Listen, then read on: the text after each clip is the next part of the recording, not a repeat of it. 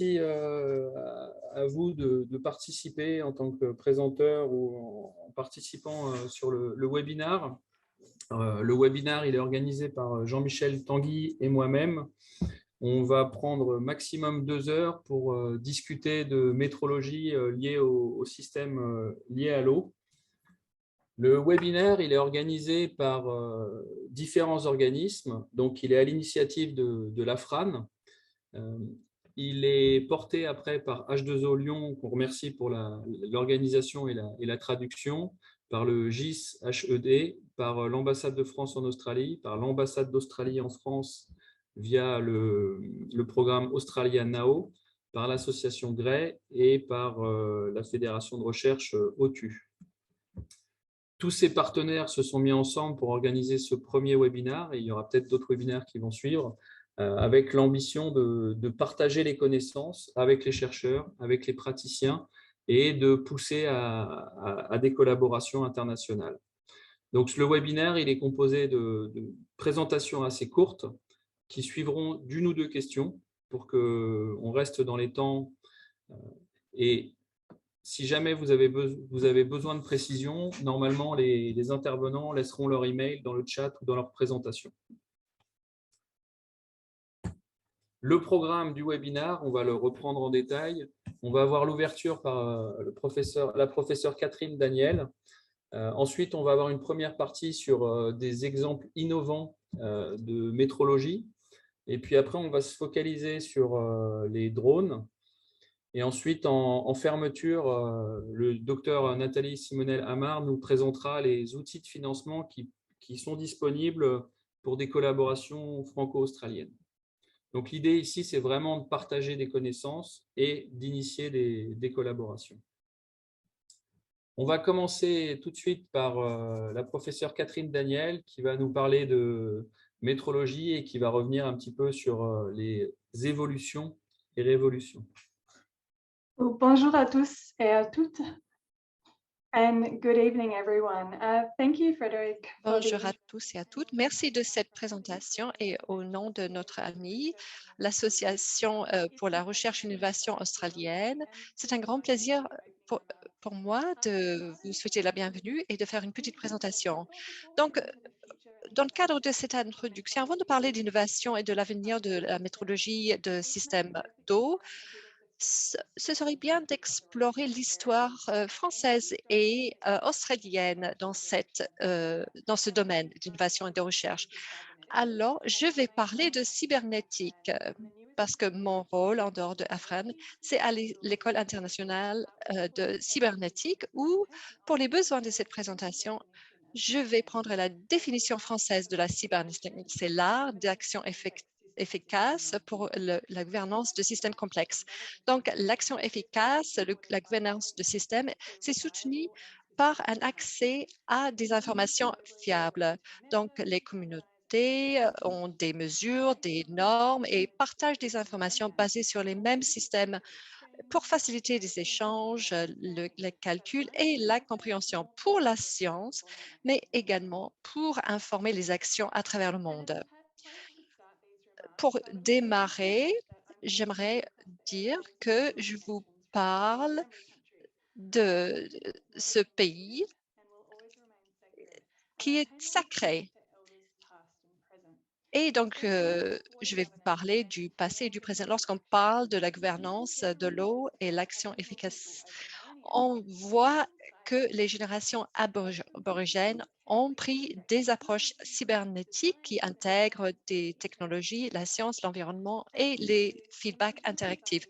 Et donc, les sociétés indigènes ont pu développer des systèmes de gouvernance responsables basés sur un partage de connaissances, y compris des indicateurs d'environnement.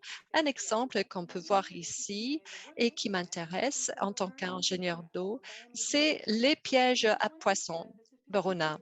C'est un système agricole et de gestion d'eau qui a été soigneusement entretenu par les aborigènes. Et comme on commence notre suivi technologique, les indigènes sont sur les devants lorsqu'il s'agit de ces systèmes. la capture, la technologie de drone et les protocoles culturels pour assurer que les communautés puissent s'occuper de manière responsable quand il s'agit de la gestion d'eau. Donc, qu'est-ce qu'on peut apprendre grâce à toutes ces approches? Pour le reste de cette présentation, je vais vous partager des anecdotes. On va travailler sur les collaborations françaises et australiennes. Donc, pour cette première histoire, on va revenir à cette époque de technologie occidentale qui a commencé avec la Révolution française. Donc, la réflexion française était basée sur la formalisation de systèmes internationaux basés sur un système métrique. Et l'eau était au centre de cela, où les trois mesures principales étaient le mètre, la gramme et le livre. Et donc, il y avait la densité liquide à 4 degrés, 1 kilogramme d'eau égale 1 litre. Donc, c'était à la base. Et André Mériampère, qui a passé un peu de temps pendant la Révolution à s'éduquer, il a travaillé sur l'électromagnétisme et a travaillé avec un professeur à la Polytechnique. C'était le premier qui a parlé de cybernétique en français, un siècle avant l'apparition de ce terme en anglais pendant la Deuxième Guerre mondiale. Et il y a l'ampère qui a été créé grâce à ce monsieur. Et donc, après, il y avait le travail sur les locomotives à vapeur. Donc, il y avait de l'évolution de l'énergie, de l'évolution côté cybernétique en même temps. Après, il y a une autre histoire cybernétique australienne qui faisait partie de la révolution de communication qu'on a vue à travers le monde. Et ceci concernait la connexion de différents systèmes grâce au télégraphe, grâce au système de postaux. Et ceci nous a donné la possibilité de développer des cartes météorologiques. Deux astronomes et météorologues, H.C. Russell et Charles Dawson, ont mené la bataille et Charles Todd a développé la ligne télégraphique d'Adelaide à Darwin au début de 1870. Il l'a connecté à un câble international et il a pu réformer le service postal et le transformer en un réseau interclimatique de suivi.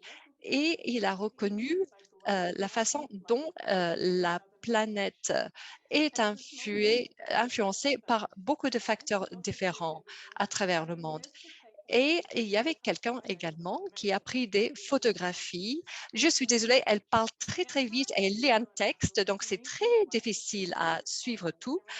Après, il y a d'autres météorologues qui ont travaillé avec Todd pour développer des systèmes de normes basés sur l'enregistrement de paramètres, de facteurs et de jauges de pluie. Après, les données ont été collectées à travers la planète pour consolider ces cartes météorologiques. Et donc, cette nouvelle connaissance était devenue accessible au public. Et c'était en 1877.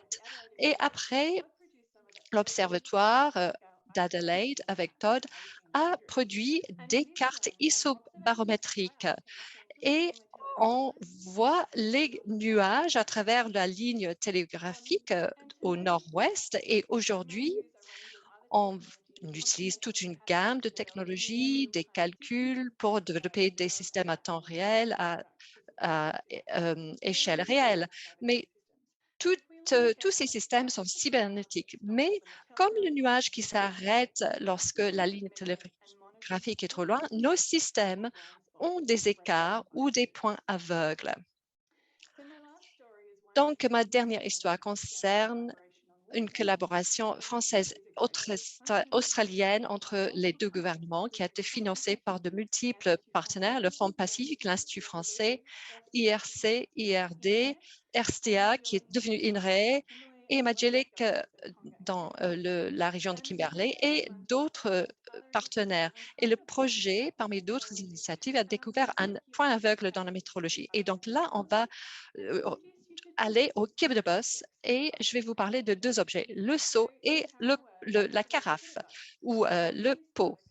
Donc, les données proviennent de Public Utilities Board. Et donc, on a calculé 15 litres par personne par jour. En général, l'ONU parle de 50 litres par jour. Donc, comment est-ce qu'on peut déterminer ce qui manque? Alors, mes collègues sont allés voir et ont travaillé avec des personnes pour comprendre ce qui se passait. Ils l'ont fait en demandant aux individus de tirer leurs ressources pour la journée. Ils ont observé deux technologies très importantes, donc le seau et le pot, utilisés par beaucoup de foyers pour différentes ressources, les eaux pluviales, les eaux de mer, les eaux d'orage. Et on a décidé que ces mesures pouvaient être utilisées par les personnes locales pour mesurer l'eau utilisée. Et c'est une question planétaire. Si les gens n'utilisent pas quelque chose d'un système centralisé, normalement, cela provient d'une source locale. Donc, en termes de l'utilisation de ces mesures, donc on voit le modèle d'eau avec des équivalents de seaux et de pots. Et voilà, tout cela circulait à travers le paysage et était représenté par des petites billes. Et cela était un soutien à la prise de décision locale. Donc, c'est assez similaire au processus utilisé dans d'autres contextes de calcul, dans des systèmes automatisés de métrologie pour la gestion d'eau, le système complexe, le comportement complexe, les feedbacks entre les gens et les technologies. Il faut prendre tous ces facteurs en compte lorsqu'on doit prendre des décisions. Donc, il y a ces trois histoires que je vous ai racontées et maintenant, on peut se pencher vers l'avenir et parler de la nouvelle cybernétique et parler de ce que nous faisons avec les partenaires. Donc, il faut une réflexion critique, il faut agir de manière efficace sur les systèmes complexes, et surtout là où l'eau est cruciale. Et donc, il y a des tensions avec la gestion locale, avec la géopolitique.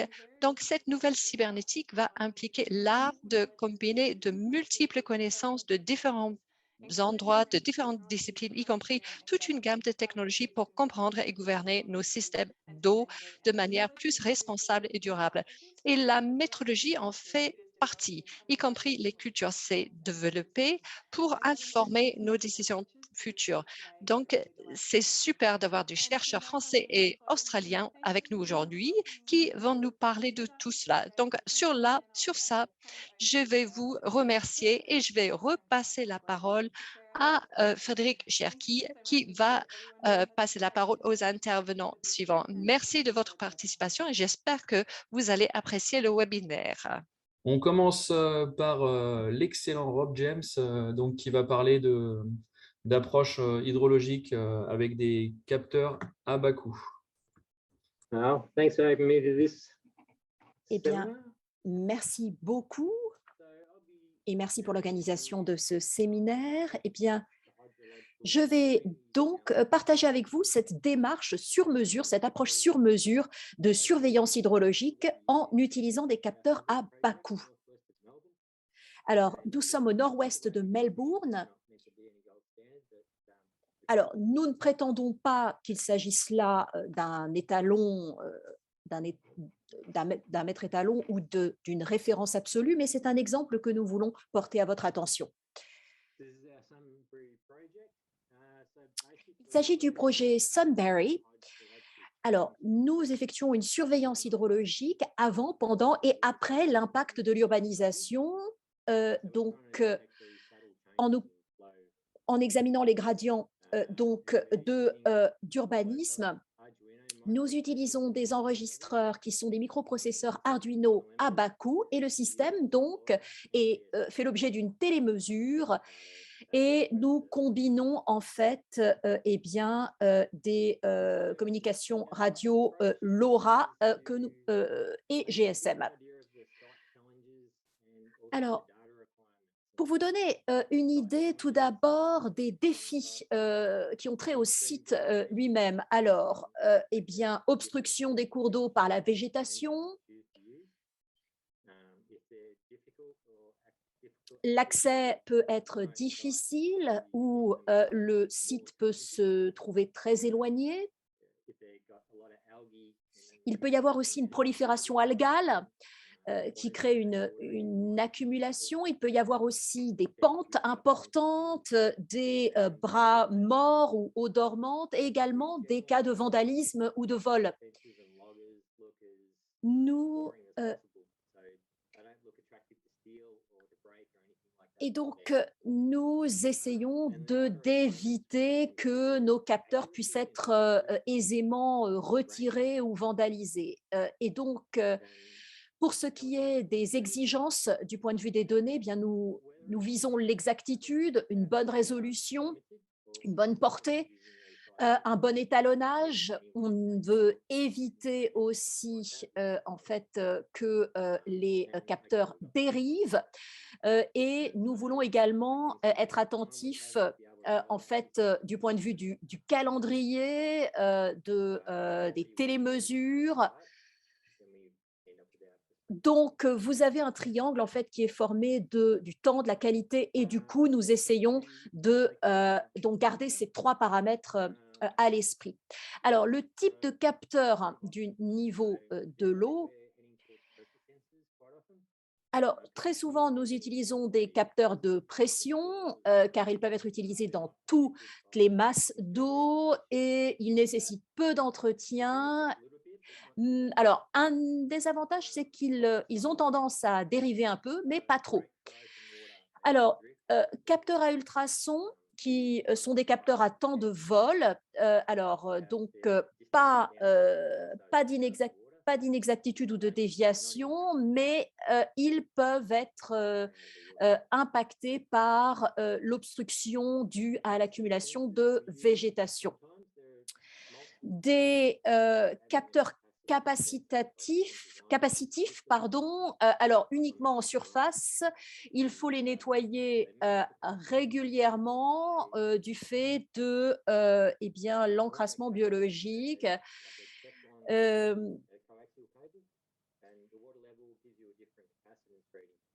Et ça peut être très indiqué dans certains projets. Et le 4e type, eh bien, c'est le capteur à laser, donc à très fort potentiel, pas beaucoup utilisé jusqu'à maintenant dans le cadre de notre projet. Alors, il faut en fait faire un compromis entre le coût et l'exactitude, la précision, si vous voulez. C'est-à-dire que avec des capteurs à bas coût, vous allez avoir une moindre précision, mais vous allez pouvoir avoir beaucoup plus de capteurs installés.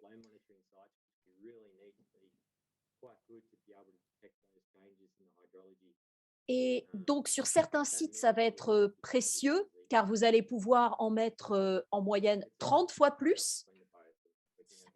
Avec des capteurs à plus haut coût, eh bien, vous aurez une plus grande précision. Donc, vous allez essayer de les utiliser sur certains sites qui sont à très forte valeur pour votre projet.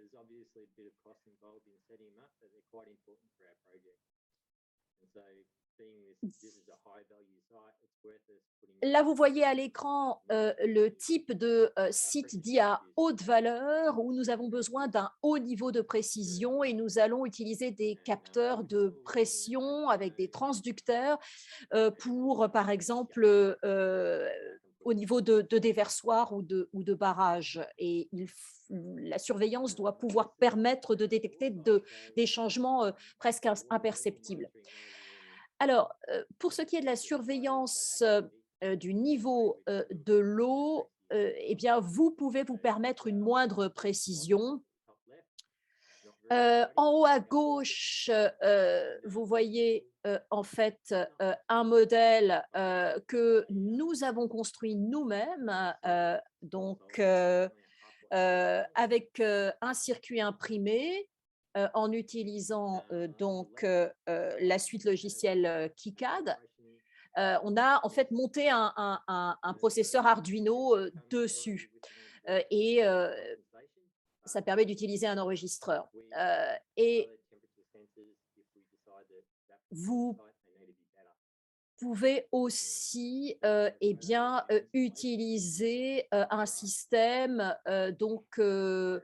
qui va vous permettre un étalonnage du système et la compensation de la température additionnelle quand c'est nécessaire. On utilise, donc on va faire des inspections et des vérifications manuelles en utilisant une sonde LED pour en fait vérifier s'il n'y a pas de déviation, d'imprécision ou si en fait l'enregistreur n'a pas dérivé. En termes de télémesure, les données sont accessibles en ligne. Vous recevez il y a des alertes email qui sont paramétrées pour nous indiquer quand quelque chose ne va pas. Et ça peut permettre d'éviter qu'il y ait des données perdues. Donc, ça va directement vers un service, un serveur, pardon, le serveur Unimelb.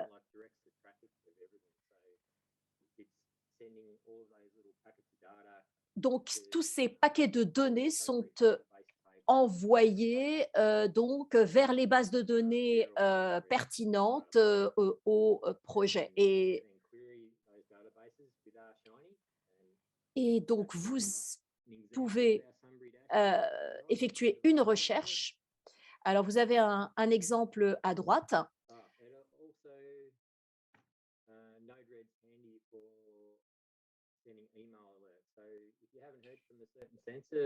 Et donc, ces alertes email sont très précieuses. Si vous n'avez reçu aucune donnée d'un capteur, eh bien, ces alertes email peuvent vous indiquer que quelque chose ne va pas et qu'il faut intervenir.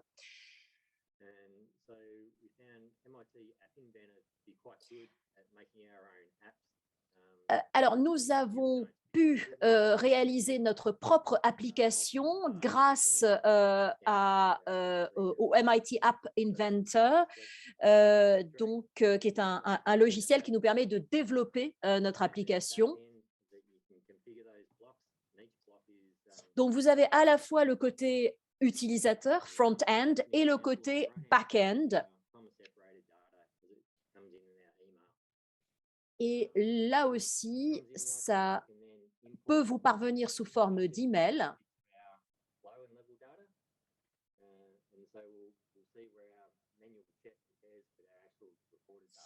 Donc là aussi, avec des vérifications manuelles. Voilà.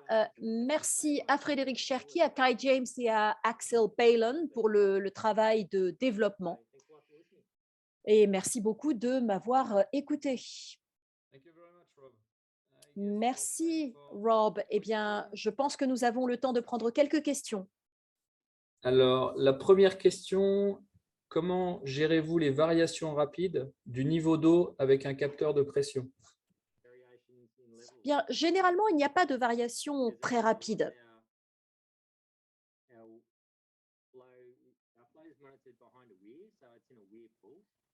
Donc, il y a en fait une surveillance derrière le déversoir, le barrage. Et donc, il y a une surveillance qui fait qu'il n'y a pas en principe de variation très rapide. On a 10 points de données qui sont surveillés en permanente et ça permet en fait de garder une fluidité.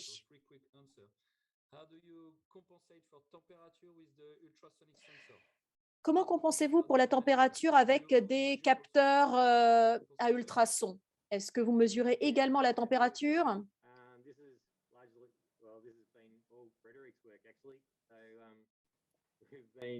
Eh bien, en fait, on a constaté que la température est la plus forte influence et l'humidité également. Et donc, on a fini par laisser tomber en fait l'humidité pour se concentrer sur la température. Alors, qui nettoie les sondes par rapport à l'encrassage? Vous parlez des capteurs de pression? Bah, de tous les capteurs, en fait.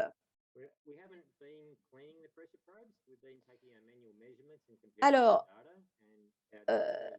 en fait, on compare les données et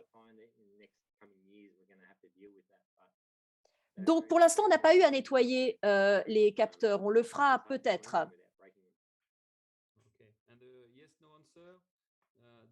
Alors, une réponse oui ou non. En termes de connectivité, y a-t-il des manipulations à faire? Non. Eh bien, nous allons essayer de rester dans les temps et nous allons passer maintenant à Oldrich Navratil qui va nous parler du suivi du transport sédimentaire par la métrologie à Bakou. Oldrich, vous pouvez partager votre écran. Bonjour à toutes et à tous et merci de m'avoir invité pour parler de ces travaux communs qu'on a menés donc avec l'ensemble de partenaires et notamment maintenant avec l'Université de Melbourne. Et je vous présentais donc là, assez rapidement donc, quelques exemples de métrologie Bakou en application donc en géomorphologie fluviale pour le suivi du transport des sédiments en rivière. Alors, il y a quelques temps, en présentant ce travail à un collègue étranger, il m'a interrogé sur le côté low cost de ces technologies et voulait savoir si je travaillais sur la métrologie ou si on travaille sur cette métrologie bas coût en raison du manque de moyens financiers dans la recherche française. Et cette présentation vient un peu en réponse à cette interrogation, à cette question, et vise donc à faire le tour des enjeux liés à la métrologie low cost en sciences environnementales et plus particulièrement donc cette application en géomorphologie fluviale. Donc j'essaierai donc de vous montrer que l'intérêt du low cost ne se résume pas qu'à des intérêts donc, et que d'économies budgétaires. Voilà. Un tout petit tour d'horizon donc, dans la recherche sur cette question de la métrologie low cost appliquée aux sciences environnementales. Un certain nombre de papiers ont fait une synthèse de ce qui se passait dans la littérature internationale et a montré que depuis une dizaine d'années, on a une augmentation de la production scientifique portant sur les Smart Environment Monitoring, sur les Internet of Things, les objets connectés, et sur les outils bas coût, et notamment une grosse synthèse qui a été portée par Pierce en 2020 a montré que ces travaux sur le low cost, les technologies low cost, permettaient de diminuer les coûts de près de 90% par rapport à de la métrologie traditionnelle. Alors bien entendu, on ne compte pas dans ces coûts-là, on compte uniquement le coût de l'instrumentation et on ne compte pas le coût du travail, du développement, qui, je le soulignerai un peu plus tard, reste bien entendu très important. Alors, ces technologies bas coût, elles s'appuient essentiellement sur des technologies de type Raspberry Pi et des technologies Arduino qui ont été employées dans un certain nombre d'études déjà pour le suivi de la qualité de l'air, le suivi de la qualité de l'eau, notamment avec nos collègues d'INRAE, le suivi des pluies, des suivis aussi géophysiques impliquant des programmes de sciences participatives. Et ils ont tous montré que ces technologies bas coût, si on les résume comme ça, ont permis de multiplier le nombre de points de mesure, un peu comme nous a présenté Rob tout à l'heure, et des points de mesure à très haute fréquence qui permettent donc d'avoir une meilleure résolution spatiale et temporelle donc de l'évolution des processus hydrologiques globalement.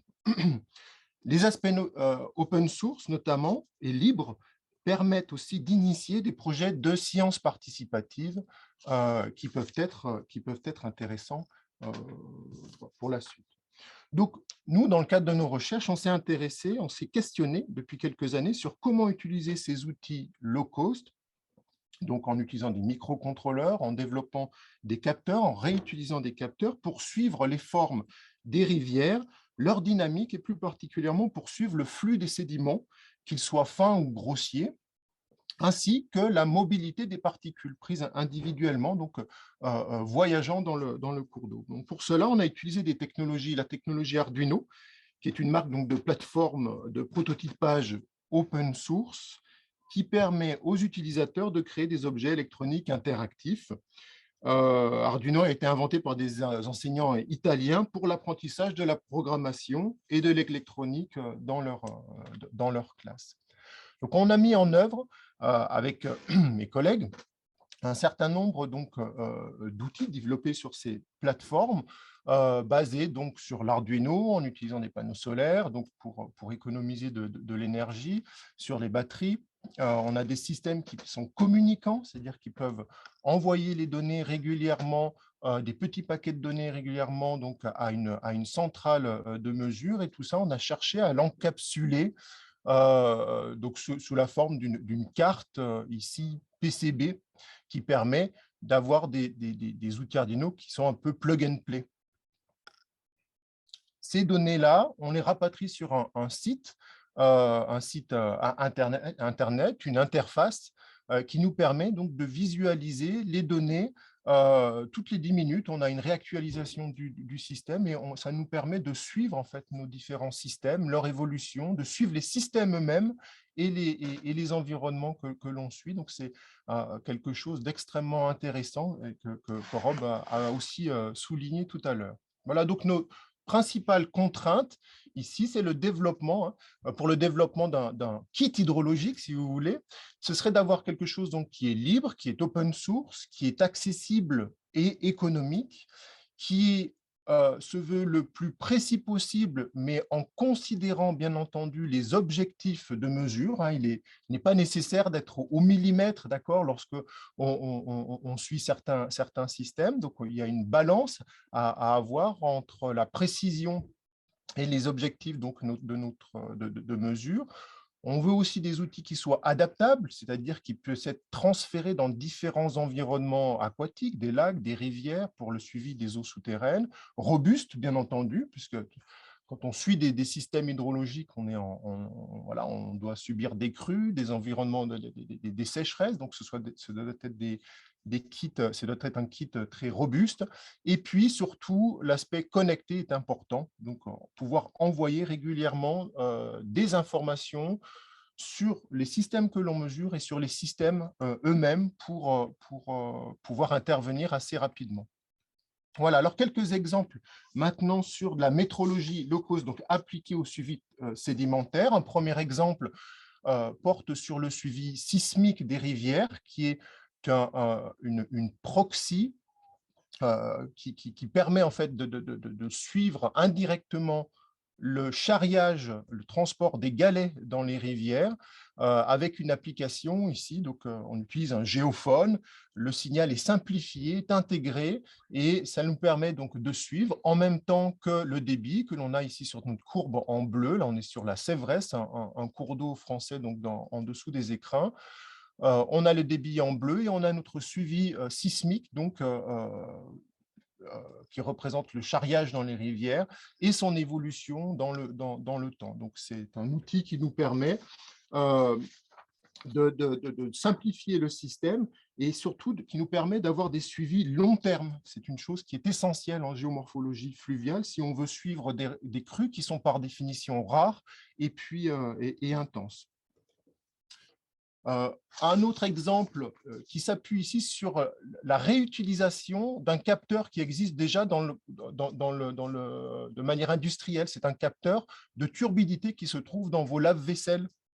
Et on a réutilisé ce capteur de turbidité pour l'utiliser donc sur des applications de rivières afin de suivre les flux de matière en suspension. Donc, ces travaux-là sont actuellement en développement avec deux thèses qui ont démarré il y a quelque temps en collaboration avec l'Université de Melbourne. Une autre application porte, elle, sur le suivi. Alors, tout à l'heure, j'ai parlé des flux de sédiments et on s'oriente maintenant vers le suivi des particules elles-mêmes et on a développé donc, des antennes pour suivre des galets artificiels équipés de RFID, ce qu'on a dans nos cartes bleues, etc., pour suivre en fait des objets.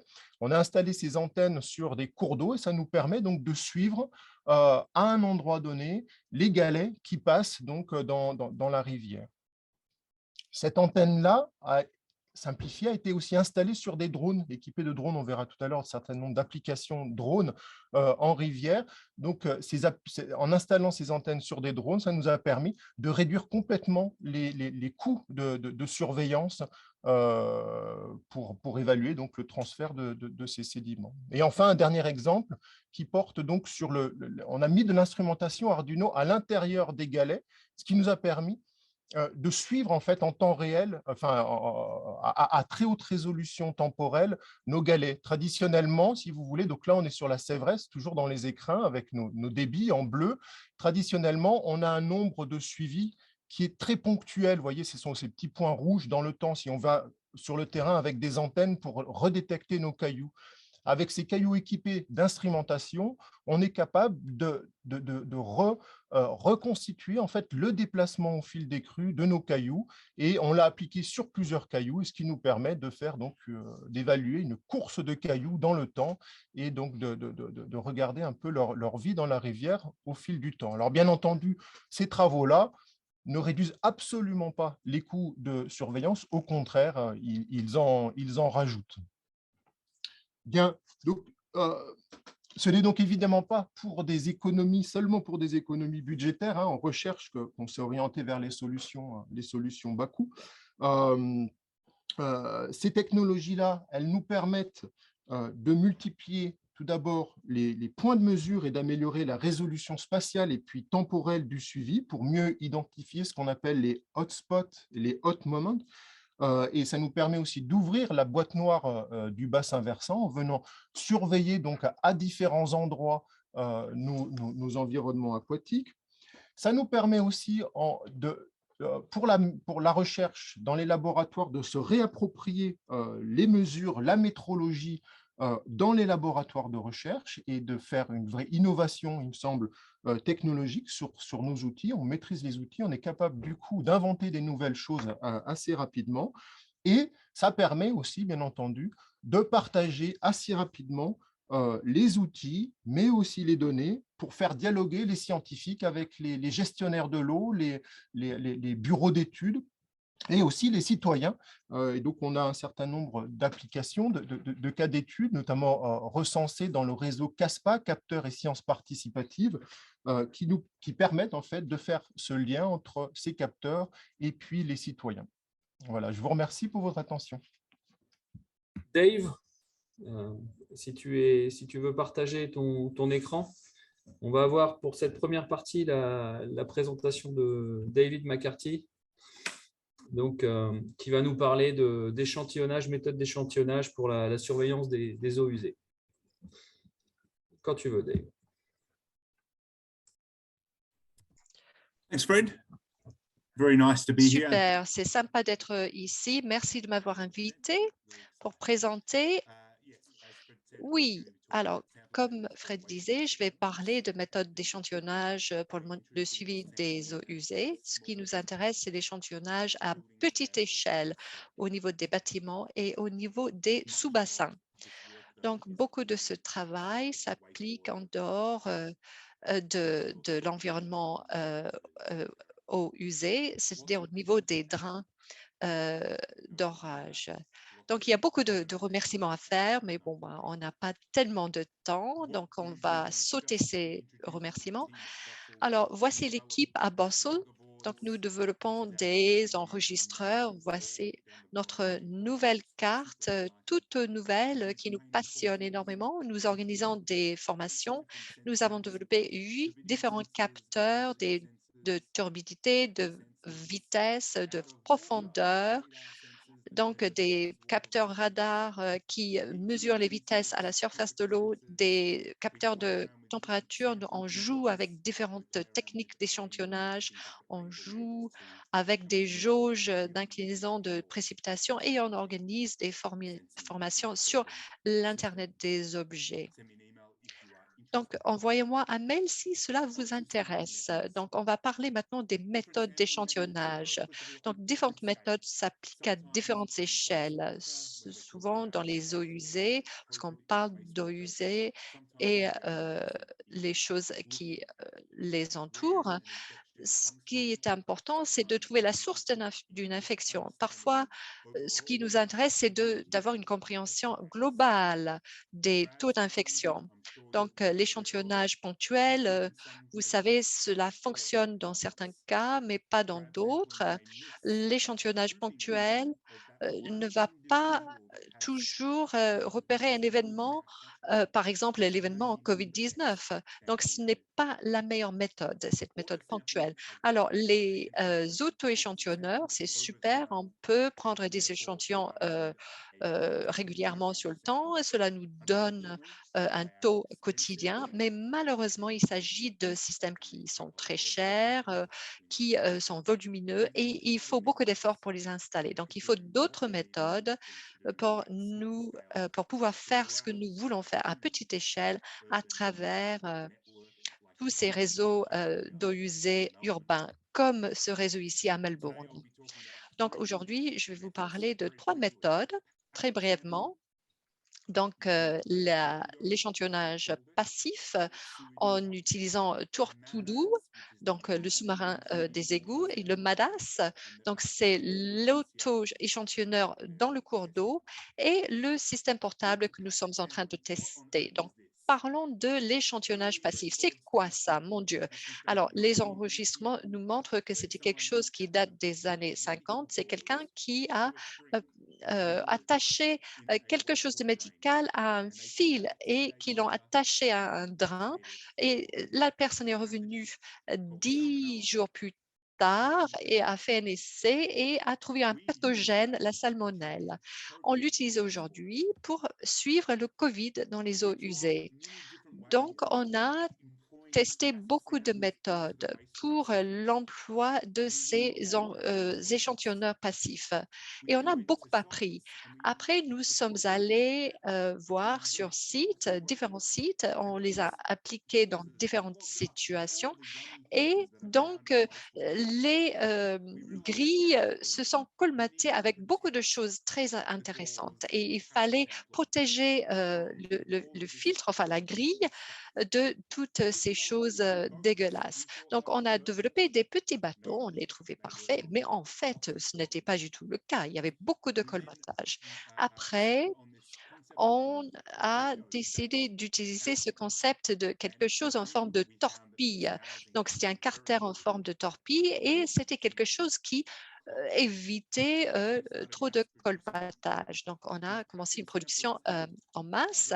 Ces échantillonneurs passifs sont simples. Il y a un poids dedans et puis il y a d'autres morceaux de matériaux qui s'associent au SARS-CoV-2 lorsque on les met dans l'eau. On les vend, donc si cela vous intéresse, mais vous pouvez également les imprimer grâce à une imprimante 3D. Nous avons développé de petits instruments, la taille de votre doigt, qui peuvent être insérés dans des petits tuyaux. Donc aujourd'hui, on en a fabriqué 35 000. En moyenne, on a calculé qu'il y avait 43 échantillonneurs passifs déployés tous les jours au cours des 21 derniers mois. Alors, on a beaucoup publié et d'autres personnes publient des informations concernant ce concept en forme de torpille. Je ne vais pas vous ennuyer avec tous les résultats aujourd'hui, mais un des résultats importants, c'était comprendre s'il y avait une relation linéaire entre l'accumulation au niveau de l'échantillonneur passif et la concentration dans les eaux usées. Et heureusement, il y avait une belle relation entre les deux. Alors, une dispersion assez grande, mais au niveau microbien, les résultats étaient formidables. Alors, maintenant, on va parler de l'auto-échantillonneur MADAS. Donc, c'est quelque chose qui va dans l'eau. L'eau passe et après, l'eau rentre dans le tuyau qu'il maintient en place au niveau de la surface de l'eau. Cela coûte presque rien et cela contient une pompe péristaltique avec un moteur sans balai et une petite carte que nous avons conçue qu'on appelle Postal Micro et des batteries. Donc, on a décidé que la première chose à faire, c'est de comparer comment ces systèmes fonctionnaient par rapport à un auto-échantillonneur comme l'auto-échantillonneur Rack qu'on voit ici. Donc, on a fait cela dans différentes situations, dans des terres humides, des eaux usées, des terres humides, des rivières, des criques et au niveau des stations d'épuration. Et on voit les résultats au niveau du graphique.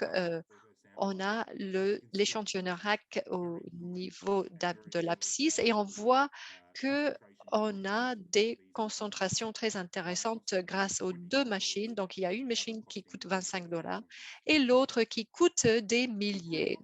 Donc, on a déjà un déclenchement automatique pour le MADAS. On l'a testé à une profondeur d'1 mètre. Donc, on peut déclencher ces auto-échantillonneurs de manière remote, donc à distance. Donc, nous sommes en train d'intégrer une approche pour mesurer le débit avec un capteur de vitesse et de profondeur.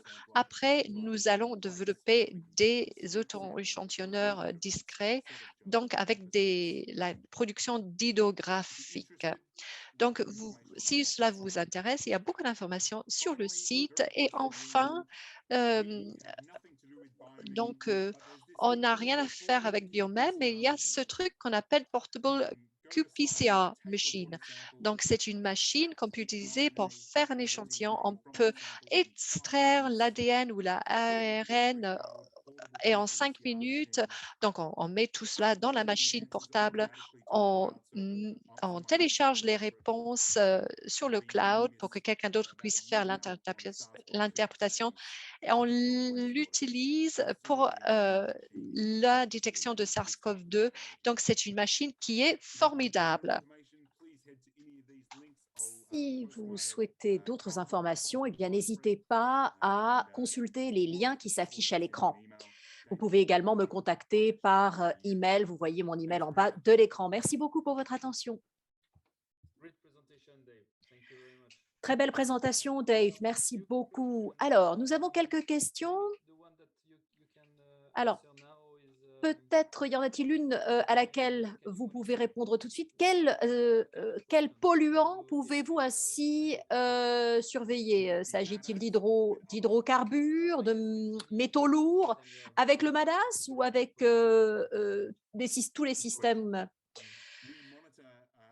Eh bien, je crois avec tous les systèmes. Alors, avec nos capteurs, nous pouvons suivre la vélocité, la profondeur, la turbidité, l'ammoniac et d'autres. Alors, pour les MADAS, les microbes sont ce sur quoi nous nous concentrons, mais nous l'avons également bien testé pour des nutriments, des solides en suspension. Pas très, très bon pour les hydrocarbures parce que en fait, c'est un tube plastique qui est utilisé, mais nous pouvons les utiliser pour les métaux lourds, effectivement. Alors, merci beaucoup. Nous allons passer à la deuxième partie de ce webinaire et je vais donner la parole à Jean-Michel. Oui, bonjour à tous. Très heureux d'être parmi vous. Donc, pour aller vite, disons qu'on a une deuxième partie qui parle de drones, hein, qui sont des nouveaux outils qui sont apparus quand même il y a quand même, disons, une dizaine d'années et qui maintenant sont très utilisés par les scientifiques pour acquérir un certain nombre de données. Donc, je vais passer la parole à trois scientifiques là, qui, justement, sont passionnés parce qu'on ne peut pas utiliser des drones sans passion, je pense, hein, et puis en jouant un petit peu avec ce genre d'appareil. Moi-même, je suis un utilisateur. Donc, Raphaël, le premier, pour la contribution de drones à la recherche hydrologique. Donc, Raphaël, je te passe la parole tout de suite pour ne pas perdre de temps. Merci d'être parmi nous. Bonjour à tous, merci Jean-Michel pour ton introduction. Donc, je me présente, je suis Raphaël Antoine, je suis géophysicien au CEREMA. Moi, j'ai un intérêt particulier pour l'hydrologie, l'hydrogéologie, et je suis pilote de drone depuis 2016. Donc, on utilise énormément les drones dans l'équipe. Slide suivante. Donc, je vais vous parler aujourd'hui de géorisques, en fait, de l'application des drones pour les géorisques, notamment associés à l'eau. Donc, les mouvements de sol, comme les glissements de terrain, la formation de cavités souterraines et les inondations, qu'elles soient d'origine marine ou associées à des crues de rivières. Slide suivante. Alors, d'abord, donc les drones possèdent plusieurs, enfin, il y a plusieurs désignations au niveau international sur les drones. Hein. Vous allez trouver tout un tas de désignations, UAVs, UAS, Unmanned Aircraft, Airpass, tout ça, c'est la même chose en fait. Et en fait, ça désigne, ça définit le système drone. Hein. Donc, c'est un système donc il n'y a pas de pilote à bord et qui est contrôlé à distance. Donc, soit complètement contrôlé, soit partiellement contrôlé à distance, ou alors complètement autonome. Donc, ça, c'est la définition de l'organisation de l'aviation civile internationale. Donc, il y en a de toutes sortes, hein, des plus petits drones hein, qui font quelques centimètres et qui vont voler quelques minutes aux plus gros, hein, donc notamment les drones militaires qui vont voler plusieurs heures à plusieurs jours. Slide suivante. Alors, donc, comme le disait Jean-Michel, les drones, alors, il y a une explosion de l'utilisation des drones depuis une dizaine d'années, un développement exponentiel depuis les 5 dernières années. En fait, ils permettent une capture automatique de photos ou de vidéos depuis l'altitude. Hein, ça, c'est comme l'utilisation première. Hein, ils sont extrêmement flexibles et rapides. Ça, c'est dû en fait à la miniaturisation des capteurs et à une augmentation drastique de l'autonomie. Hein. Maintenant, vous avez des drones commerciaux qui volent plus d'1 heure. Donc, ils permettent de récupérer des volumes très importants de données, plusieurs gigas, hein, clairement. Et ils permettent aussi une localisation très précise des données, notamment parce qu'on a maintenant des systèmes de localisation présents sur le drone très précis, comme le système RTK, hein, Real-Time Kinematics. Alors, qu'est-ce qu'on fait avec ces drones? Eh ben, en fait, on peut modéliser, par exemple, on peut réaliser des modèles 3D d'objets de la surface. Ça, c'est lié au fait que il y a une méthode hein, qui s'est développée très, très fortement ces 10 dernières années, qui s'appelle la méthode photogrammétrique. Cette méthode, elle permet en fait de reconstituer une surface à partir de photos possédant un recouvrement adéquat. Donc, cette méthode a permis une utilisation très avancée des drones ces 10 dernières années. L'utilisation de systèmes d'information géographique avancés en 3 dimensions notamment et présents dans le cloud a aussi permis cette utilisation importante. Et maintenant, vous avez des systèmes d'IA, hein, d'intelligence artificielle, qui sont aussi intégrés dans ces systèmes. Donc, tout à l'heure, je parlais de miniaturisation de capteurs. Hein. Ils sont de nature optique, donc dans les longueurs d'onde du visible, de l'infrarouge thermique. Ces drones, en fait, dans l'avenir, hein, seront le maillon intermédiaire entre des données satellites, donc d'orbite, et des données plus classiques au sol, voire aéroportées. Donc ça, c'est pour le futur. Alors, on passe tout de suite à la partie application des drones pour les mouvements de terrain. Donc là, je vous montre une petite revue de ce qu'on voit dans la littérature internationale sur cette thématique, notamment donc, sur l'application glissement de terrain. Donc, les drones sont utilisés notamment pour la cartographie des risques, des analyses morphologiques, des analyses cinématiques, des calculs de changements volumétriques ou de la détection de fissuration ou de fracturation. Donc, pour cela, en fait, on va utiliser essentiellement deux types de systèmes, hein, des systèmes optiques ou des systèmes LIDAR. Donc, notamment, la caméra visible est très, très utilisée Le LIDAR permet de récupérer des nuages de points très vite lorsque l'on est en acquisition de drone. Et puis, j'ai mis 2 fois, donc les caméras thermiques sont moins utilisées, mais permettent d'avoir des données complémentaires par rapport à la caméra visible, notamment pour l'hydrologie. Donc, pour ce faire, on va réaliser beaucoup de modèles 3D par photogrammétrie, voire par LIDAR. On va pouvoir comparer ces modèles en 3 dimensions, voire réaliser de la corrélation d'images. Donc, à droite, vous voyez par exemple un résultat de Turner et al. De 2015, où ils utilisent de la PIV, donc Particle Image Velocimetry, pour calculer des mouvements de sol à partir des drones. Slide suivant. Donc là, je vais vous présenter rapidement une application sur un quai de port que l'on a réalisé au Havre, donc au niveau du port de Havre. Donc, on a réalisé 2 surveilles au-dessus de quais de port qui étaient sujets à la formation de cavités souterraines. Donc, une problématique de sous-cavage avec un retrait progressif des particules fines à l'intérieur du quai, et puis une formation de cavités depuis plusieurs années dans ces quais. Donc, je vais vous présenter juste des résultats sur un seul des quais. Slide suivante. Donc là, on a utilisé un drone possédant une caméra visible et une caméra thermique. Donc, on a utilisé donc, un plan de vol automatique au-dessus des quais. Et on a pris des photos et on a pris des images thermiques régulièrement dans la journée.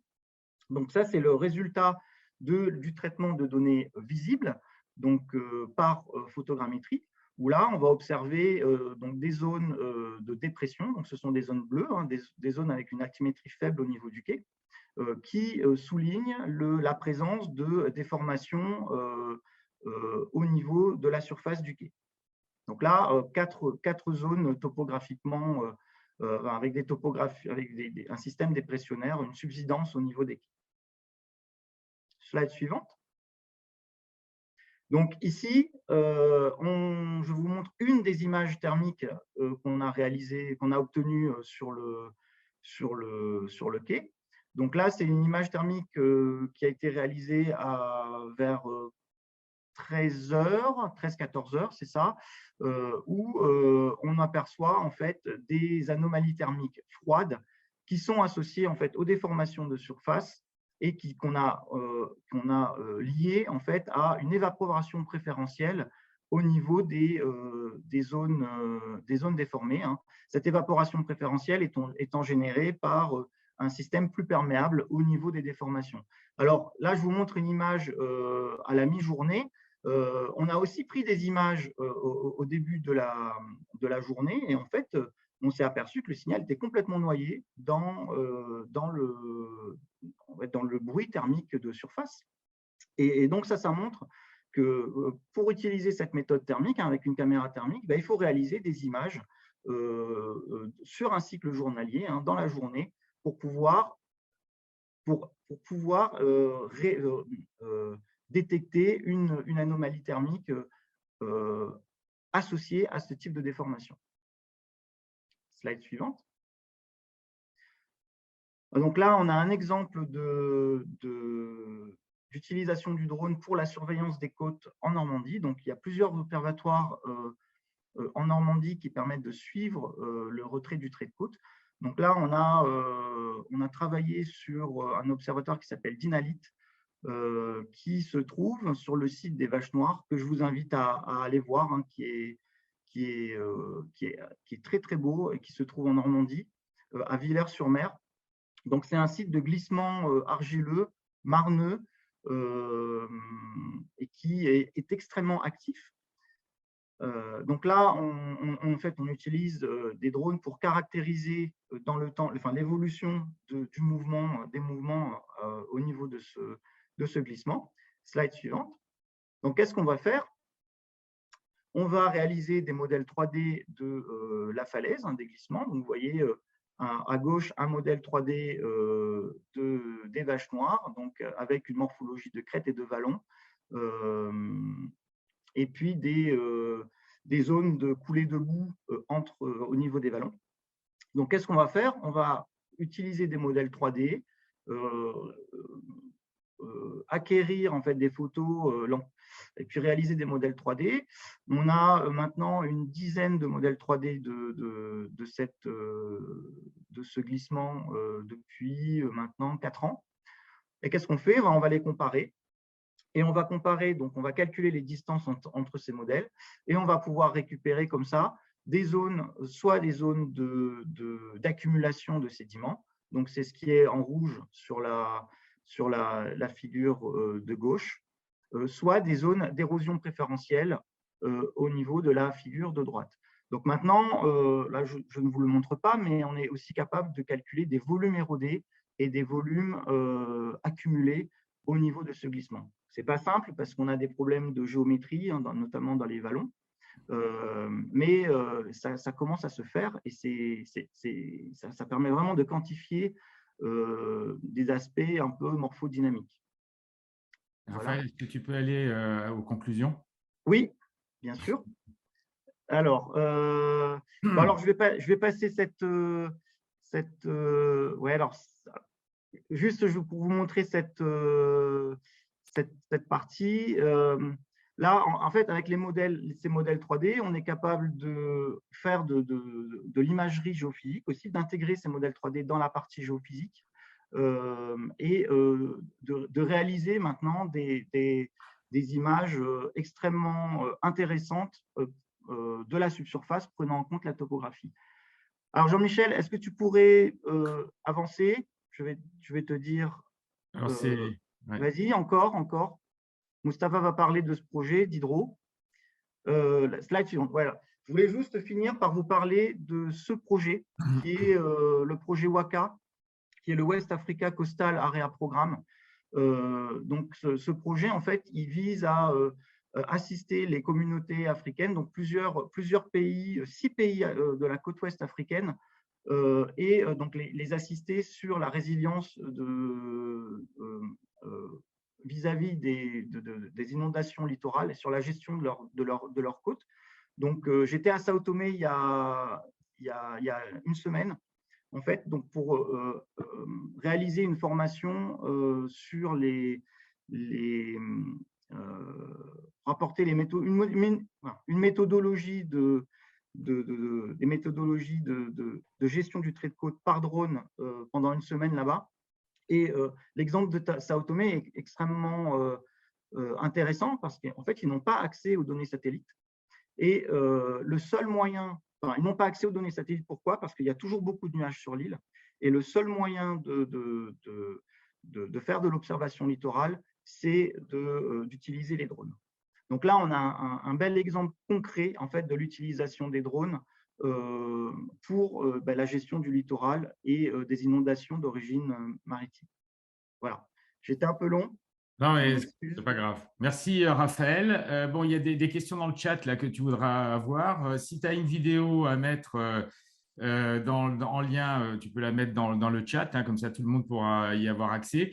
Juste très rapidement, deux petites questions là, qui permettent de cadrer peut-être un peu plus l'utilisation des drones. La première, c'était si je souhaite faire un suivi d'un tronçon en rivière, quelle autonomie du drone, combien de kilomètres est-ce que je peux faire? Et la deuxième, c'était quelle précision maximale tu peux obtenir, par exemple, dans tes suivis de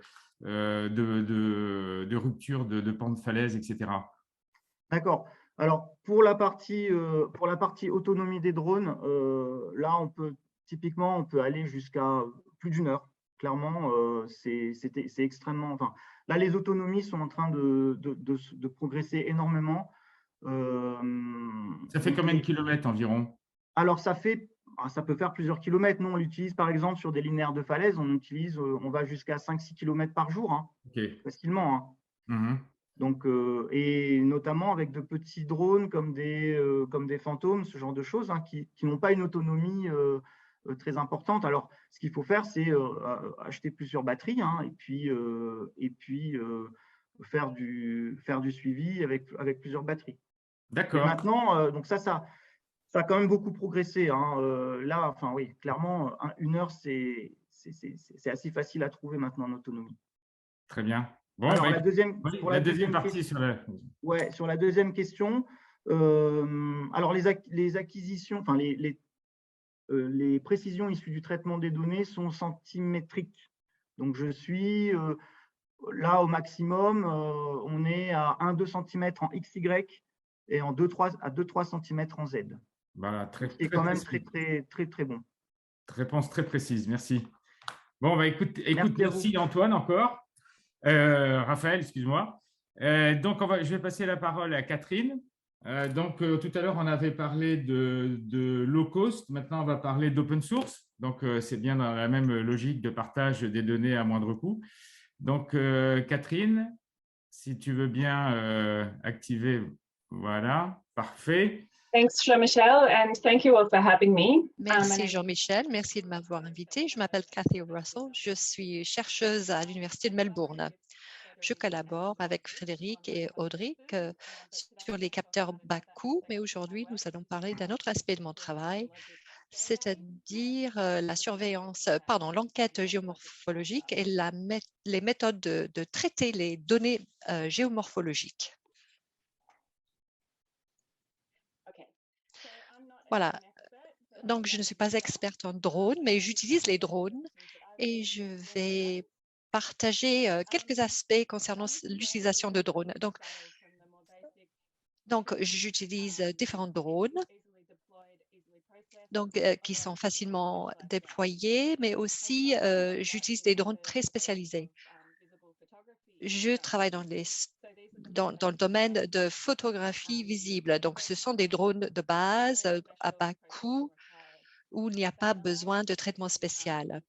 Mais ce sont des drones qui donnent un meilleur accès, qui nous permettent de faire une inspection à une échelle différente. Pour les berges, par exemple, le drone peut survoler, je peux voir le contexte de la vallée, la plaine, et j'ai donc un contexte plus large qui m'est fourni, le contexte du cours d'eau. Mais pour les capteurs plus spécialisés, on peut utiliser les capteurs multispectraux. C'est quelque chose qui est beaucoup utilisé dans l'agriculture et dans la gestion des forêts. On peut regarder les végétations, les frontières d'eau, les lignes d'eau. On peut regarder la qualité d'eau qui est liée aux qualités optiques de l'eau, la turbidité, la couleur. Et donc, cela permet un travail interdisciplinaire. En termes d'échelle, donc il y a des méthodes qui peuvent produire des données de modèles, de terrain.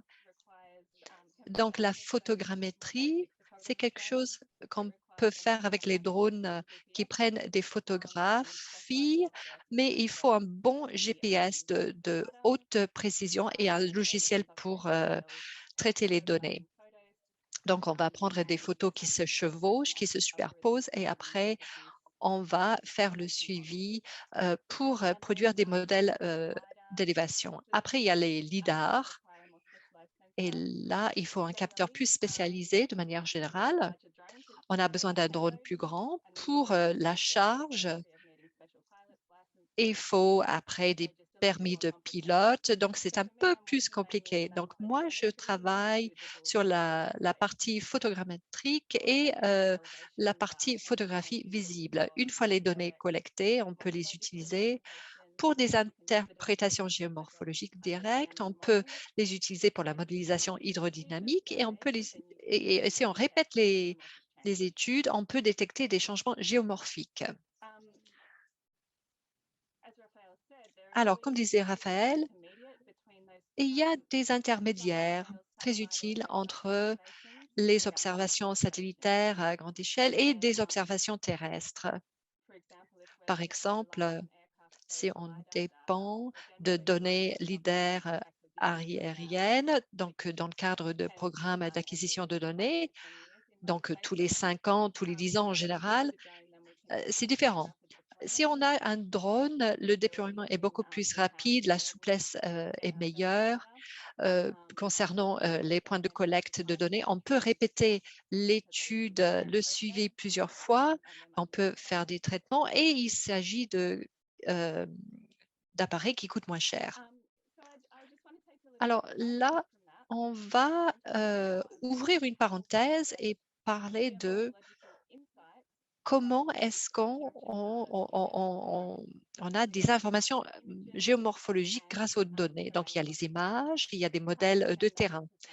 Comment est-ce qu'on transforme tout cela en quelque chose qu'on peut interpréter? Donc, il y a beaucoup d'exemples de ceci. Il y a des analyses d'objets. Donc, les images prises sont coupées en segments. Après, on les interprète grâce à des unités géomorphologiques. On numérise, on fait fonctionner des modèles numériques. Donc, je veux partager notre travail. On développe des méthodes open source pour extraire des attributs géomorphologiques de cours d'eau. Alors, le problème qu'on traite, c'est l'identification de frontières de submersion des berges ou de débordement. Il y a plusieurs définitions de ce que ça veut dire bankful ou débordement. Qu'est-ce qu'on regarde comme caractéristique? Et même si on se met d'accord sur une définition, parfois c'est difficile d'identifier le haut de la berge si vous êtes sur le terrain ou si vous êtes en train de regarder des données à distance. Mais ce qui est important, c'est de regarder toutes les analyses morphologiques, donc la cartographie d'habitat, l'identification d'unités géomorphiques dans le cours d'eau, pour faire des évaluations de géométrie hydrologique. Donc, on a testé, on a comparé deux approches avec des paradigmes très différents. Donc, il y avait une méthode objective, tout d'abord, qui optimise une fonction objective bâtie sur un modèle conceptuel, donc théorique. Et dans ces méthodes, on donne au modèle beaucoup d'informations sur ce qu'il faut chercher. Donc, on travaille dans un cadre plutôt spatial. On définit la ligne du cours d'eau. On crée des sections de manière perpendiculaire. On construit les données et puis on fait fonctionner le modèle section par section. Sur chaque section, on peut traiter les données d'élévation et cela va nous donner des variables qui indiquent là où on a une rupture de gradient. Donc, on a des pas hydrologiques, par exemple, qu'on peut utiliser. L'autre méthode qu'on a testée, c'était une méthode d'apprentissage où on peut former l'intelligence artificielle donc, pour trouver les frontières ou les limites. Donc, il s'agit d'utiliser des images 2D. Donc, on n'a pas besoin d'un cadre spatial très élaboré pour commencer. Et on peut utiliser avec cette méthode des réseaux neuronaux convolutifs. Donc, cette méthode objective est basée sur le travail de De Rosa et al. Donc, qui maximise la profondeur hydraulique pour chaque segment, chaque section. Donc, c'est la profondeur hydraulique, c'est la zone divisée par la largeur et cela indique où l'eau commence à déborder au niveau des berges pour atteindre la plaine d'inondation. Et donc, on maximise les facteurs. On fait ensuite des ajustements au modèle De Rosa parce que cela a été développé pour des grands cours d'eau et on voulait appliquer cette méthode à des petits cours d'eau avec des incisions et le modèle ne fonctionnait pas, le modèle initial ne fonctionnait pas très bien pour cela. L'autre méthode appliquée était basé sur le réseau neuronal convolutif et avait un algorithme de segmentation d'images. Donc, on a appliqué un apprentissage de transfert. Donc, on va reformer un modèle qui est déjà formé pour reconnaître les images de segments. Après, on lui donne de nouvelles données qui sont liées aux problèmes qui vous intéressent et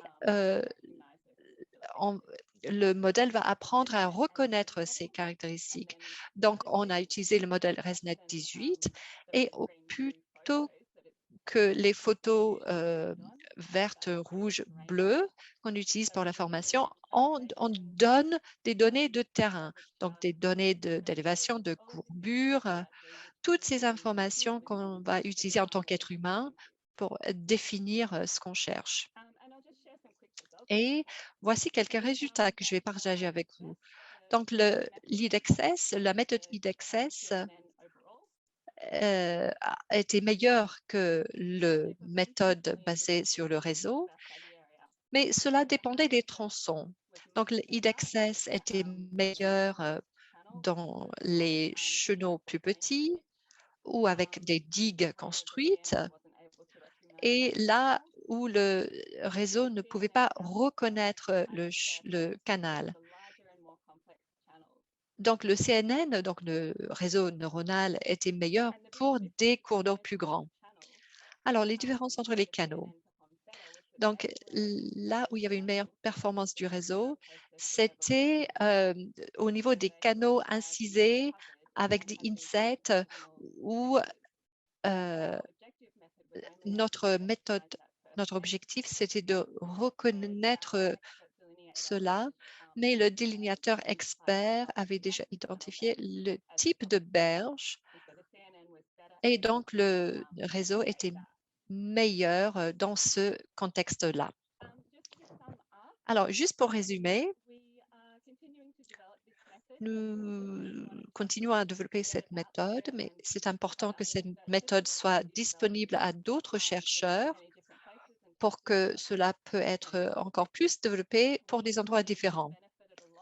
Nous avons beaucoup bénéficié d'autres développements open source, donc les développements de Rosa de 2019 et les développements de ResNet 18, c'est-à-dire le réseau neuronal convolutif. Donc, nous allons rendre disponibles ces outils et faire une publication dans les mois à venir. Donc, merci d'avoir écouté et merci à mes collaborateurs. Et si vous avez des questions, je serai ravie d'y répondre. Merci, Catherine. Désolé. Donc, vraiment, ce sont des outils extrêmement intéressants hein, qui viennent tout à fait compléter les données qui sont prises par drone. On a quelques questions quand même. Donc, combien d'images de terrain et de modèles vous avez dans votre database?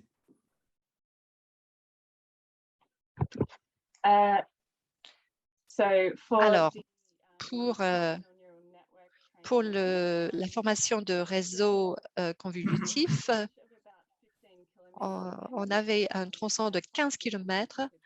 Il y avait 5 tronçons avec des caractéristiques différentes. Donc, on lui a donné un peu de diversité en termes de type de canaux reconnus. Donc, de 156 mètres par 256 mètres. Donc, c'est la taille des images, mais je ne me souviens pas du nombre d'images, mais cela vous donne une indication du type de données qu'on utilise pour former le modèle. Lorsqu'on utilise cet apprentissage de transfert, on n'a pas besoin de beaucoup de données, en fait. D'accord.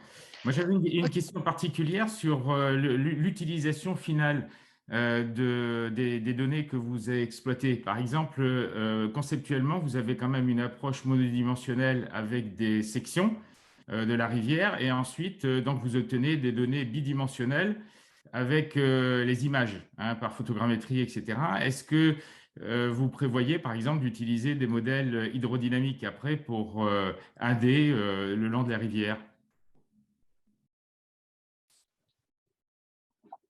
Oui. Alors, tout ce processus était entraîné par des problèmes particuliers. Mais on essaie de construire des modèles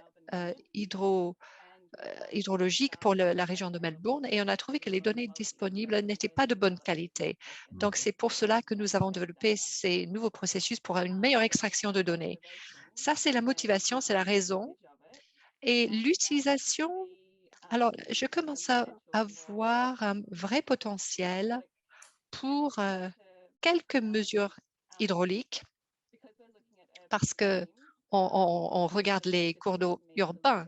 Donc, c'est intéressant pour moi pour regarder la puissance, le transport sédimentaire dans ces cours d'eau, comme les modifications dans différentes parties du réseau. Donc, oui, on aimerait commencer à extraire ces caractéristiques hydrauliques aussi. Mais voilà, les données peuvent être directement dans la modélisation hydrodynamique. C'est possible. Très bien, merci beaucoup Catherine, c'est super. Je pense que les autres équipes vont pouvoir échanger avec toi sur ce qu'ils font. C'est vraiment très complémentaire. Donc, je vais passer la parole maintenant à Mustapha. Donc, il va nous parler de l'utilisation de drones pour obtenir des données sur les digues. Voilà, à toi Mustapha.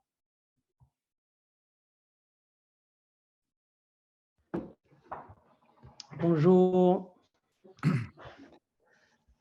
Bonjour à tous, je m'appelle Mustapha Kasbari, je suis docteur en sciences orientées microélectronique et systèmes autonomes.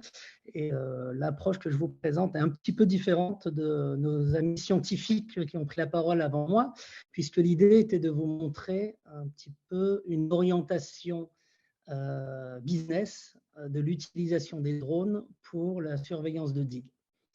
Donc, je ne vais pas faire de science, vous le faites beaucoup mieux que moi et vous tous les jours. Donc, quelques mots d'abord sur l'entreprise. On peut dérouler les slides, les premiers accessoirement assez rapidement. Je ne sais pas qui a la main. Alors, Atexi, c'est une entreprise que j'ai fondée il y a déjà 15 ans et qui a une approche originale qui nous permet après de faire les prestations que je vais vous présenter. Les deux premiers piliers sont ce qu'on appelle l'approche intégrée et l'approche marché, c'est-à-dire qu'on a l'ensemble de la chaîne de valeur pour pouvoir utiliser les drones dans un milieu de service. L'approche marché, c'est qu'on construit nos solutions drones sur mesure en fonction du besoin des scientifiques ou du client. Et tout ça est orienté de ce que j'ai appelé l'approche service, le drone as a service, c'est-à-dire qu'on ne vend pas nos produits, mais on déploie des prestations de service pour nos partenaires ou pour nos clients. Sur deux slides très rapidement, l'approche intégrée, vous voyez, nous disposons de l'ensemble des moyens nécessaires pour produire des services clés en main, 2 centres d'essai en France, un du côté de la Nouvelle-Aquitaine, un du côté du Var, des espaces aériens réservés et des laboratoires, des ateliers, tout ce qu'il faut pour fabriquer les drones dont on a besoin. Donc, on ne travaille pas avec les drones du marché. L'approche marché, c'est partir du besoin du client, intégrer des technologies dont on dispose pour fabriquer la solution clé en main, du design jusqu'aux essais en vol. Et tout ça a servi à quoi? Tout ça nous permet d'offrir des services clés en main, slide suivant, avec nos différentes technologies. Donc, vous voyez, on a en propriétaire des drones qui vont du drone de quelques kilogrammes jusqu'au drone de plusieurs centaines de kilogrammes, des multirotors, des hélicoptères ou des avions. Autour de cette flotte technologique, on a construit une gamme de services. Et ce que nous déployons sur les marchés, ce sont des services clés en main utilisant ces drones. Slide suivant. Pour illustrer, vous voyez, c'est très simple. Des technologies, de la formation, un centre d'essai en vol, des centres d'essai en vol. Tout ça nous permet de définir un bouquet de services, surveillance sécurité, transport logistique et data collecting. Donc, ce que l'on essaye de faire sur le marché de l'eau ou de la surveillance de digues par des drones, ce sont de déployer des services clés en main auprès de scientifiques, auprès de partenaires je dirais, commerciaux pour l'acquisition de ces données. En slide suivant, Il y a 3 types de use cases que nous avons identifiés sur lesquels nous nous positionnons, qui sont l'inspection régulière, la surveillance régulière d'ouvrages de type digue, la photo de gauche, des analyses qui permettent la prévention avant rupture, avant accident ou avant incident. Donc là, c'est plutôt de la collecte de données qui vise à être processées pour faire de la prévention. Et puis, dans le pire cas, des déploiements de solutions drones pour de la gestion de crise ou du management de crise une fois que nous sommes dans ce type de situation. Donc, les deux premiers use cases concernent des inspections régulières d'analyse, de suivi et de prévention, donc du management de fonctionnement d'infrastructure. Et la dernière, c'est de l'intervention ponctuelle pour du management de crise. Slide suivant. Dans le cadre d'un projet que vous connaissez bien, qui s'appelle le projet d'Hydro, nous avons étudié avec des scientifiques, IFSTAR, CEREMA et d'autres qu'on verra tout à l'heure, comment intégrer des capteurs sur quel type de capteurs et quel type de drone afin de déployer ce qu'on a appelé le Didro, qui est un outil intégré de surveillance des digues par drone. Donc, ce qui en ressort, c'est que 3 types de drones paraissent nécessaires au déploiement sur ces 3 use cases. D'abord, des voilures fixes qui vont permettre de traiter de grandes distances et de grandes surfaces avec des petites charges utiles, des multirotors qui vont nous permettre de travailler sur des petites surfaces avec des charges utiles un petit peu plus lourdes et à très basse altitude, et enfin des drones de type hélicoptère. Donc on est toujours sur ce qu'on a décrit tout à l'heure, il y a deux présentations en arrière, des systèmes autonomes ou pilotés à distance mais non habités, donc des hélicoptères drones, qui cette fois vont permettre de porter des charges lourdes, plus de 5 kg, avec des très grandes autonomies, jusqu'à 4 heures, et des très grandes élongations. D'un point de vue capteur, ce qui a été sélectionné dans le programme slide suivant, dans le programme d'Hydro, sélectionné, intégré et testé, sont ces 4 types de capteurs. Des caméras multispectrales visibles, proche infrarouge, pour analyser des situations d'infiltration d'eau, des caméras thermiques du type de celle qui est présentée là en 550 nanomètres jusqu'à 1,5 micromètre, du LIDAR pour des nuages de points, de la photogrammétrie de précision pour faire des analyses de topographie de précision, et enfin de la dépose de capteurs physiques, de sondes déposées grâce à des systèmes drones et qui vont permettre dans le temps de suivre les évolutions de la topo à distance grâce à ces capteurs qui sont positionnés sur l'ouvrage. Donc le travail scientifique qui est fait avec ces capteurs-là a été présenté avant moi dans le cadre des présentations précédentes. Sur le slide suivant, une petite synthèse en photo. Je remercie Jean-Luc Saurin et IFSTAR de m'avoir fait suivre cette image qui est un des résultats du projet d'Hydro. Vous avez l'ouvrage digue vu en coupe et on voit comment est-ce que le drone peut intervenir de différentes manières grâce aux capteurs que l'on vient de voir et grâce aux drones qui ont été décrits ou par des systèmes de vision de haute précision dans le visible, dans le proche infrarouge ou dans l'infrarouge. Là, on va travailler on va analyser des images comme les scientifiques avant moi l'ont présenté, de l'analyse en LIDAR, de la géomorphologie de la digue, de la dépose de capteurs au milieu, instrumentation transportée à l'élingue. Donc on voit qu'on est capable de venir avec un drone déposer le capteur sur l'ouvrage et suivre dans le temps à distance les évolutions de cet ouvrage, des mesures directement dans l'eau via des prélèvements. On va voir dans la vidéo qui suit via de la dépose de cibles dérivantes qui dérivent dans le courant et qui permettent de transmettre par ondes radio des données de positionnement, de vitesse, etc. Je vous parlais de prélèvement, de la turbidité de l'eau à différentes profondeurs. On verra ça en image tout à l'heure. En haut à droite, un des hélicoptères en action, le drone Lynx d'Atexis, équipé de ses caméras visibles infrarouges et thermiques. Sur le slide suivant, un exemple de travaux qui ont été réalisés, qui ont été présentés en 2019 par Geomatis, l'ISTAR, l'IGN, l'IRSCA, le CEREMA et les 2 dronistes sur Vecopter et Atexis. Des images que vous connaissez et analysez beaucoup mieux que moi, puisque vous êtes du métier. En haut, un modèle numérique de terrain dans le visible par de la photogrammétrie, une reconstruction par photogrammétrie. En dessous, une reconstruction de modèle numérique de terrain en thermique. Et on voit apparaître, on est capable de voir apparaître une zone de résurgence d'eau qui est ici non pas sur un réel, mais qui est simulée par un arrosage sur l'ouvrage de digue. Donc, le concept même de ce service d'hydro, c'est d'être à même, grâce à ces 3 types de drones et à ces 4 types de capteurs, de déployer un service pour les gestionnaires d'ouvrages. Slide suivant, pour finir, une petite vidéo. Vous montrer à quoi ça peut ressembler dans des conditions réelles. Voilà, là, on voit un hélicoptère, 4 heures d'autonomie, 8 kg de charge utile qui transporte un lidar, qui est capable de voler de jour comme de nuit. Cet même hélicoptère est capable, dans ce cas précis, de larguer des cibles dérivantes qui transmettent les coordonnées GPS, qui transmettent les vitesses de défilement, qui transmettent des données permettant de faire de la couranmétrie, entre guillemets, d'écoulement.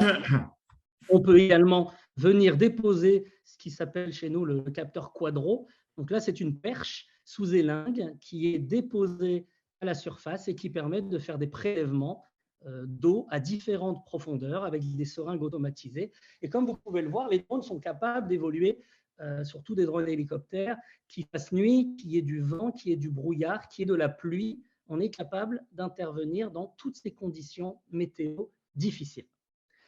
Peut-être, on arrive à 10 minutes, mais peut-être quelques secondes sur le dernier slide, qui est la conclusion un peu de tout ça.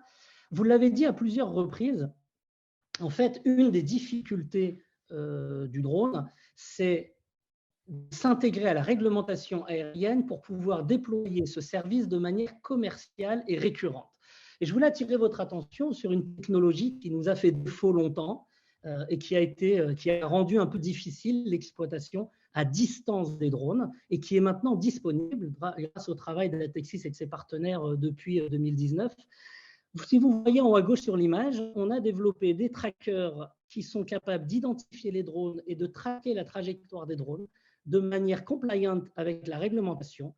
Et ceci permet aujourd'hui, je vous le dis en un mot, on peut cliquer peut-être une fois, il y a une image encore, ceci permet maintenant de déployer des drones à grande distance tout en garantissant la sécurité aérienne et donc tout en garantissant un service H24 dans des conditions de sécurité aérienne les plus favorables. Donc, vous voyez à droite une localisation et un tracking à l'échelle de la grande distance.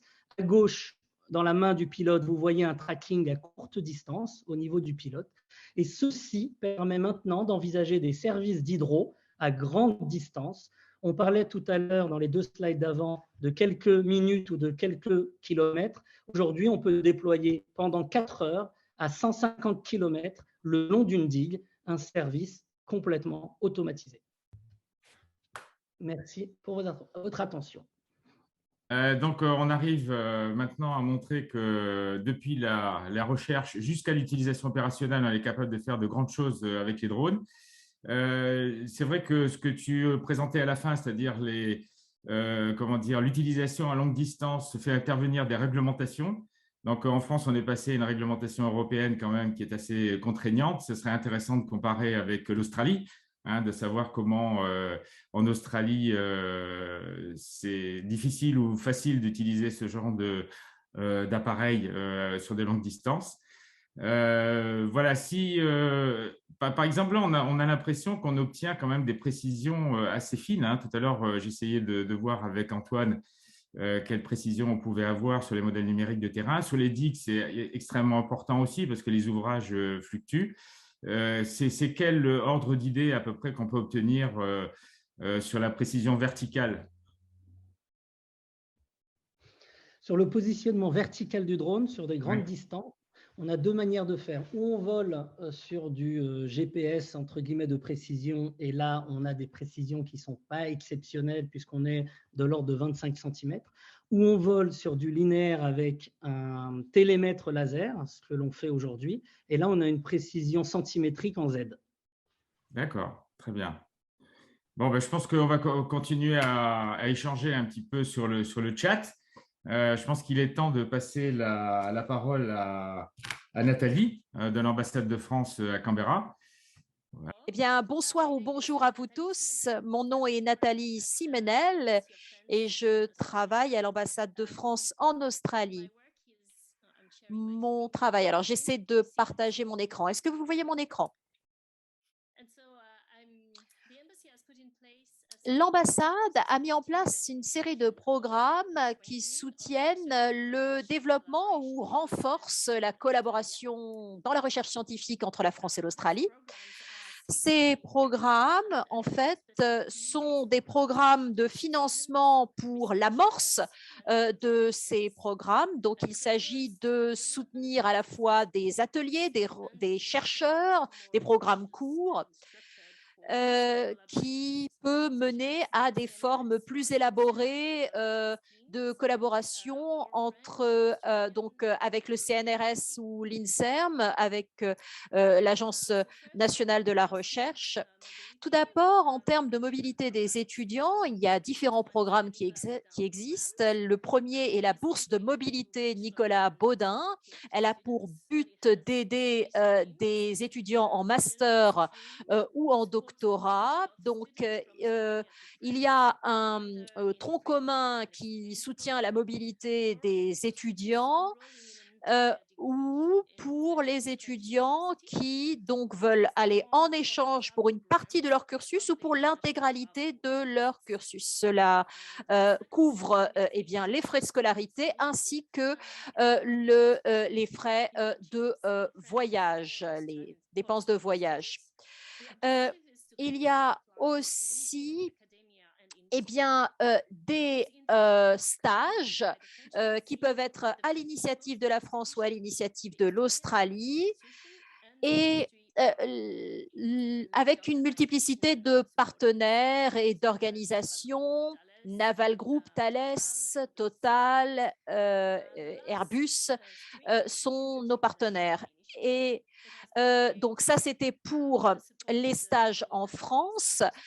Et pour ce qui est des stages en Australie, eh bien, qui devraient se poursuivre avec le nouveau gouvernement récemment élu, cela offre des opportunités cette fois-ci aux étudiants français de pouvoir eh bien, faire un stage en Australie, donc l'Université d'Australie du Sud, par exemple, avec Naval Group ou Thales.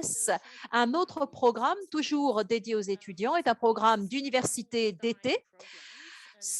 Donc, des programmes plus courts, des ateliers qui sont montés en fait en coopération par des organismes ou instituts ou établissements français ou australiens. L'objectif eh bien, est d'encourager plus de mobilité. Ça, c'était pour les étudiants. Maintenant, il y a aussi des programmes pour les doctorants et les chercheurs. Il s'agit du programme FASIC, donc le programme Uber-Curien. C'est un programme que la France a mis en place avec beaucoup de pays pour encourager la collaboration au niveau de la recherche. Et donc, pour ce qui est des doctorants, c'est spécifique à l'Australie. Donc, ce sont des programmes qui sont co-construits par l'Australie et la France et co-financés par des laboratoires de recherche et des établissements. Il y a également 3 en fait sous-catégories. Le programme donc pour FASIC doctorant, le programme phasique chercheurs, donc ça c'est pour les post-doctorants et les chercheurs, mais seulement de France vers l'Australie, et le programme d'ateliers phasique qui soutient l'organisation d'ateliers co-construits en France ou en Australie. Ce programme a pour but de promouvoir des réseaux de recherche bilatéraux, mais aussi initier le développement de structures conjointes et également de créer des liens plus forts entre l'industrie et la communauté universitaire. J'en viens maintenant au programme SAF. C'est un programme qui cherche à encourager la collaboration en matière de recherche entre la France et l'Australie donc en sciences nucléaires et en ingénierie dans les domaines suivants, la santé humaine, l'environnement et le cycle du combustible nucléaire. L'idée est de développer des activités de recherche, susciter des réseaux et encourager plus d'innovation. Nous avons également un programme en sciences sociales. Ce programme de financement de recherche va venir encourager à plus de collaboration dans des domaines de recherche qui sont des domaines d'intérêt pour la France comme pour l'Australie et pour les chercheurs, en particulier ceux qui sont au mi-temps de leur carrière. C'est pertinent pour les études qui ont trait aux îles du Pacifique. Cela inclut un certain nombre de territoires d'outre-mer français et l'idée est de permettre le développement d'alliances stratégiques. Et dernier programme plus spécifique concerne cette bourse de recherche antarctique assez récente. Ce programme de financement de recherche pour encourager la collaboration en matière de recherche entre la France et l'Australie pour ce qui est de la zone antarctique. L'idée est de faciliter les échanges de recherche entre la France et l'Australie et de promouvoir la recherche dans ce champ de connaissances. Merci beaucoup pour votre attention et si vous avez des questions, n'hésitez pas. Merci Nathalie, parfaite présentation et c'est une parfaite conclusion pour le webinaire en fait, parce que l'objectif vraiment de ce webinaire, c'est d'initier des collaborations ou d'encourager les collaborations. Donc c'est super qu'on puisse trouver des financements pour faire ces collaborations. Donc merci beaucoup. J'imagine qu'il n'y a pas de questions, il y a peut-être des questions? Non. Ok. De toute façon, vous avez les coordonnées de tout le monde pour pouvoir continuer si vous avez des questions. On est dans les temps, on va essayer de rester dans les temps. Donc, un grand merci à tous les participants, un grand merci aux orateurs, aux partenaires, aux différents partenaires qui sont cités ici et qui ont permis de rendre possible ce webinaire. Et un grand merci aussi aux interprètes, Bernadette et Cécile, qui font un travail assez fabuleux en sachant le domaine scientifique et la vitesse à laquelle on parle et le fait qu'on n'a pas toujours donné les présentations en avance. Donc, vraiment un bon travail.